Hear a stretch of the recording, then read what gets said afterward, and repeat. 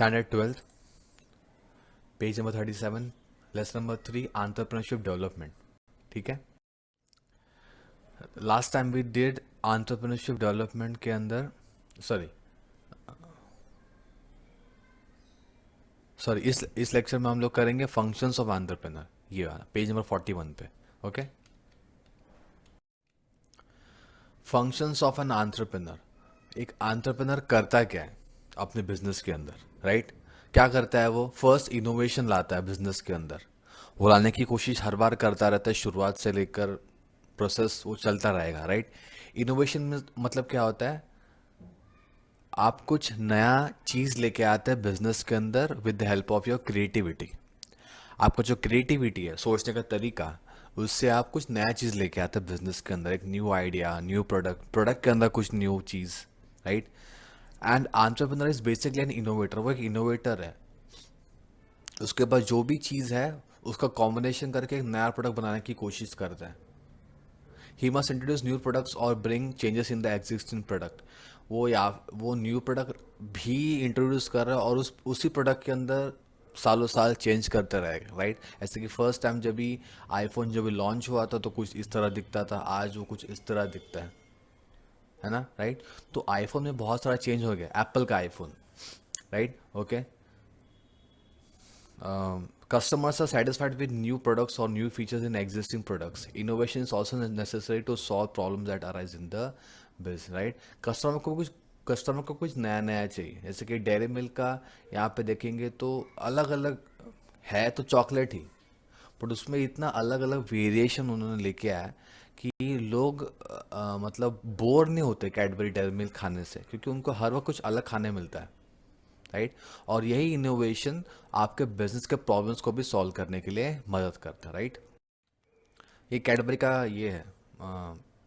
1905 में ये ऐसा दिखता था और 1999 में ये ऐसा दिखता है. मतलब बेसिकली उसका जो चेंजेस हुआ है बहुत सारा, वो इस पिक्चर में बताया गया है. तो आपको कुछ नया नया लाना पड़ेगा आपके प्रोडक्ट के अंदर, right? Next is determination of objectives. Objectives, an entrepreneur has to determine the aims and objectives of the business. उसको ये तय करना है कि उसका ऑब्जेक्टिव क्या है बिजनेस के अंदर. बिजनेस के अंदर ऑब्जेक्टिव दो टाइप के हो सकते हैं. एक होता है प्राइमरी, दूसरा होता है सेकेंडरी. प्राइमरी मतलब क्या? आपका जो मेन ऑब्जेक्टिव है. और सेकेंडरी ऑब्जेक्टिव मतलब क्या होता है? ऐसे ऑब्जेक्टिव जो प्राइमरी ऑब्जेक्टिव को पूरा करेंगे. आपके प्राइमरी ऑब्जेक्टिव क्या हो सकते हैं? ऐसे कि सेल बढ़ाना, प्रॉफिट को बढ़ाना, या फिर नया प्रोडक्ट लाना. और उसके लिए जो आप काम करेंगे रोज डे टू डे, वो आपके सेकेंडरी ऑब्जेक्टिव या फिर सेकेंडरी गोल आपके हो जाते हैं. तो he can change this objective as per the market situation. Market situation के हिसाब से वो अपने गोल्स को चेंज कर सकता है. ठीक है. अगर उसको लगता है कि भाई अभी नया प्रोडक्ट लॉन्च हो गया है, सेल भी बढ़ गया, तो अब प्रॉफिट पे ध्यान देंगे. अगर उसको लगता है कि भाई नया प्रोडक्ट है, प्रॉफिट पे ध्यान देते नहीं, पहले सेल को बढ़ाते हैं, राइट? तो ऐसा कुछ चीज़ वो कर सकता है. Development of market. एक एंटरप्रेन्योर बिजनेस को या फिर जो अपना जो प्रोडक्ट है उसको बेचने के लिए क्या क्या अलग अलग चीज़ कर सकता है.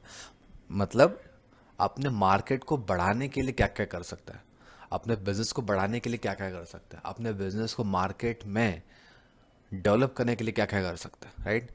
Different ways of marketing the products and services of his enterprise. अलग अलग तरीका ढूंढ सकता है मार्केटिंग करने का. वो सर्वे और रिसर्च भी करता है कि कस्टमर चाहता है क्या, what is the demand of the customer, है ना, right? When the market are develop constantly the demand of the consumer will increase. और जैसे जैसे आप अपना और वैसे भी जब आप अपना मार्केट को डेवलप करते हैं वैसे वैसा कंज्यूमर का डिमांड भी बढ़ते रहेगा. बट यहाँ पे आपको कंज्यूमर को इन्फ्लुएंस करना पड़ेगा मार्केटिंग स्ट्रैटेजीज से. जैसे कि यहाँ पे कुछ देखो ऐड है, जिसके वजह से लोग थोड़े से इम्प्रेस होते हैं और सोचते हैं कि यार एक बार तो ये प्रोडक्ट ट्राई करते हैं, बिकॉज इतना अच्छा दिख रहा है इसका एड्स. कभी कभी ना वो ऐड देख के भी बहुत लोग खरीद लेते हैं. जैसे कि ये जो होर्डिंग दिख रहा है यहाँ पे, पॉन्ड्स का पिंपल क्लियर करता है, ये क्रीम है. तो ये बोर्ड पूरा क्लियर है, मतलब आपका फेस भी पूरा क्लियर हो जाएगा अगर आप पॉन्ड्स का ये क्रीम यूज़ करेंगे तो. किटकैट का ऐड, किटकैट का बेंच, किटकैट केक, वो चॉकलेट की तरह दिखता है ना, राइट? ये एक एरियल का ऐड है जहाँ पे आप यूज़ करेंगे तो कपड़े साफ होंगे तो ये उसका एक अच्छा सा एक डेमोन्स्ट्रेशन है ऐड के अंदर। और ये ऐड कुछ अलग है, जहाँ पे ये ऐड एक्चुअली गवर्नमेंट का है, जहाँ पे गवर्नमेंट बोलती है कि देखो कभी भी किसका एक्सीडेंट हो जाए रोड साइड में तो उसको नज़रअंदाज मत करना, कल शायद आप हो सकते हैं उस जगह पे। हाँ, तो ये एड्स बहुत सही है।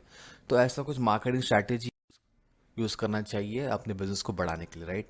न्यू टेक्नोलॉजी, एंटरप्रेन्योर को नया नया टेक्नोलॉजी जो रोज़ होता है, every day there is an invention of new technology. हर दिन एक इन्वेंशन हो जाता है न्यू टेक्नोलॉजी का। जैसे कि फॉर एग्जांपल आप ऑनलाइन पे कर सकते हो बैंक्स बैंक का वेबसाइट यूज़ करके। फिर ऐसा एक आया कि आप एक यूपीआई से पेमेंट कर सकते हो, है ना, राइट। जैसे कि फ़ोन पे हो गया या फिर गूगल पे हो गया, है ना। तो व्हाट्सएप ने क्या किया, ये एक टेक्नोलॉजी को अपने ऐप में लाया। अभी उनको तो पता है कि अपना जो जो ऐप है ये बहुत ही ज़्यादा लोग यूज़ कर रहे हैं, तो क्यों ना एक नया फीचर ऐड कर दे, क्यों ना एक नया टेक्नोलॉजी ऐड कर दे ताकि अपना बिजनेस और बढ़ सके। तो introduction of new technology will always result in growth of business. जैसे कि न्यू मशीन या फिर साइंटिफिक मेथड ऑफ प्रोडक्शन या फिर advance technology. Scientific method of production मतलब क्या, प्रोडक्शन तो कर रहे हैं बट वो साइंटिफिकली, मतलब एक नया मशीन लाके या फिर उसको जल्दी से कैसे कर सकते हैं, टेक्नोलॉजी नया लाके। तो नया टेक्नोलॉजी लाना आपके बिजनेस के अंदर बहुत इंपॉर्टेंट है, जिसकी वजह से आपका बिजनेस का ग्रोथ होगा, राइट। गुड रिलेशन, आपके एम्प्लॉय के साथ में अच्छा रिलेशन लाना करना ये बहुत इंपॉर्टेंट है आपके बिजनेस को डेवलप करने के लिए। और एंटरप्रेन्योर का वो सबसे बड़ा काम है। एंटरप्रेन्योर का एक सबसे इम्पोर्टेंट काम ये भी है कि वो अपने बिजनेस के जो एम्प्लॉयज़ है, जो लोग हैं, उनको कैसे हैंडल करता है। और एम्प्लॉयज़ बहुत इंपॉर्टेंट पार्ट है उसका, राइट। तो एम्प्लॉयज़ के साथ में अच्छा रिलेशन बनाना बहुत इंपॉर्टेंट है। जहाँ पे उसका बिजनेस है, ऑर्गेनाइजेशन है, वहाँ पे एक हेल्दी वर्किंग एटमॉस्फेयर, मतलब काम करने लायक एटमॉस्फेयर, काम कर लेने लायक वातावरण वहाँ पे होना चाहिए। हर वक्त झगड़े हो रहे, कोई किसी से बात नहीं कर रहा, कोई बराबर से एक दूसरे को हेल्प नहीं कर रहा। तो यहाँ पे एंटरप्रेन्योर का ये काम है कि वहाँ पे एक हेल्दी वर्किंग एटमॉस्फेयर बनाए। वो ट्राई करे कि जो सबऑर्डिनेट और सुपीरियर है, मतलब सुपीरियर मतलब क्या, जो अपर लेवल पे काम कर रहा है, टॉप लेवल पे। सबऑर्डिनेट मतलब उसके नीचे के लेवल पे जो काम कर रहे हैं, उनके बीच में कैसा रिलेशन लाए, बनाए, अच्छा बनाए, वो एंटरप्रेन्योर का काम है, राइट। और एम्प्लॉयज़ के बीच में का कोऑर्डिनेशन बहुत इंपॉर्टेंट है अगर आपको सक्सेस लाना है तो, ठीक है। ऑर्गेनाइजिंग फंड्स, फंड्स एक इम्पॉर्टेंट पार्ट है बिजनेस का, पैसा। और पैसे लाने का काम बिजनेस के अंदर ये एंटरप्रेन्योर का काम है। चाहे वो कहीं से भी लाए, राइट, चाहे वो बैंक से लोन ले, चाहे वो शेयर इशू करे, चाहे वो बॉन्ड्स और डिबेंचर इशू करे। और ये सब उसके इन्वेस्टर हो जाते हैं, इन्वेस्टर्स। इन्वेस्टर मतलब ऐसे लोग जो आपके बिजनेस में इन्वेस्ट कर रहे हैं। तो ऑब्वियसली आपको उनके साथ में गुड एंड ऑनेस्ट रिलेशंस रखना पड़ेगा। गुड मतलब अच्छा, ऑनेस्ट मतलब ईमानदारी। आपको उनके साथ उनको उनसे झूठ नहीं बोलना है। अगर आपको समझो लॉसेस हो रहा है बिजनेस के अंदर, तो उनको बताओ कि देखो लॉसेस हो रहा है, राइट, क्योंकि वो आपके इन्वेस्टर्स है, उन्होंने आपके बिजनेस के अंदर पैसे लगाए, right. So entrepreneur needs to find out different financial resources because adequate and continuous finance is always necessary for business. Funds बहुत इंपॉर्टेंट है, अगर बिजनेस को आपको कंटिन्यूस चलाना है तो कंटिन्यूस फाइनेंस की ज़रूरत है, right. Taking decisions, taking right decision is very important, और वो भी टाइम पे। देखो बिजनेस के अंदर ऐसे ऐसे कभी कभी पॉइंट आता है जहाँ पे आपको कोई एक चीज़ चूज़ करना है और आपके पास में बहुत सारा सोल्यूशन होता है, तो कोई एक चूज़ करना है तो वो डिसीजन लेना काफ़ी डिफिकल्ट हो जाता है। Sir an entrepreneur has to take wise decisions for this enterprise. और वो भी timely and correct decisions, time पे भी लेना बहुत इंपॉर्टेंट है, बिकॉज अपॉर्चुनिटीज़ आते और निकल जाते हैं। तो टाइम पे लेना बहुत इंपॉर्टेंट है और करेक्ट लेना इंपॉर्टेंट है। और जैसे ही आप उस डिसीजन को लेते हैं तो उसका प्रोज एंड कॉन्स, मतलब उसका एडवांटेज और डिसएडवांटेज ये भी ऑलवेज कंसिडर करना चाहिए लेने के पहले। बिकॉज हर एक डिसीजन का एक एडवांटेज और डिसएडवांटेज होता ही है, राइट। तो ये फंक्शंस हैं एंटरप्रेन्योर का कि एंटरप्रेन्योर को अपने बिजनेस में करना क्या है, राइट। तो नेक्स्ट लेक्चर में next topic, till then thank you.